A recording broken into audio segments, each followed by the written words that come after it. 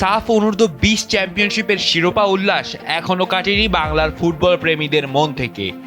Ronan আর Declan Sullivan ভাইদের নিয়ে মাতামাতি হয়েছে আকাশচুম্বী, কিন্তু এই উৎসবের ভিড়ে কি আমরা একজনকে হারিয়ে ফেলছি?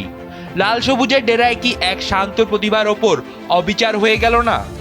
বলছিলাম ইব্রাহিম নওয়াজের কথা। ইংল্যান্ডের ওয়ালটন অ্যান্ড হার্শাম এফসির হয়ে মাঠ কাঁপানো এই মিডফিল্ডার যখন গত জুনের ট্রায়ালে বাংলাদেশে পা রেখেছিলেন, তখনই নজর কেড়েছিলেন সবার। গতির সাথে বুদ্ধিমত্তার দারুণ মিশেল ইব্রাহিমের পায়ে। নিজে গোল করার চেয়ে গোল করানোতে বেশি আনন্দ পান এই জাত প্লেমেকার। কিন্তু আক্ষেপের বিষয় হলো, মালদ্বীপের মাটিতে সাফ চ্যাম্পিয়নশিপে এই তরুণকে আমরা দেখলাম ডাগ আউটে বসে থাকতে। গেম টাইম বলতে গেলে পাননি মোটেও। অন্যদিকে নিজেদের গোলের পাল্লা ভারী করতে মরিয়া ছিলেন তারই পজিশনে খেলা অন্যান্য বাংলাদেশি মিডফিল্ডাররা। বাফুফে পরিচালক ফাহাদ করিমের মতে, ইব্রাহিমের ভেতরে যে ক্ষুধা আছে তা বাংলাদেশের ফুটবলের জন্য আশীর্বাদ। সাফে যেটুকু সময় তিনি বল ছুঁয়েছেন তার প্রতিটি পাসে ছিল ক্লাস। তার ভীষণ আর নিখুঁত পাসিং বলে দিচ্ছিল তিনি অন্য ধাতুতে গড়া।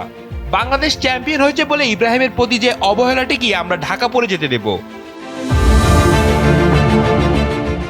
সাফ জয়ের পর বাংলাদেশি সমর্থকদের ভালোবাসায় সিক্ত ইব্রাহিম নওয়াজ বলেছিলেন, বাংলাদেশের সমর্থকরা বিশ্বের সেরা। আমরা কি সেরা প্রতিভাকে সেরা সুযোগটা দিতে পারছি? তাই বাংলাদেশ ফুটবল ফেডারেশনের প্রতি সমর্থকদের একটাই দাবি, ইব্রাহিমের মতো প্রতিভাকে যেন অযত্নে হারিয়ে ফেলার না হয়।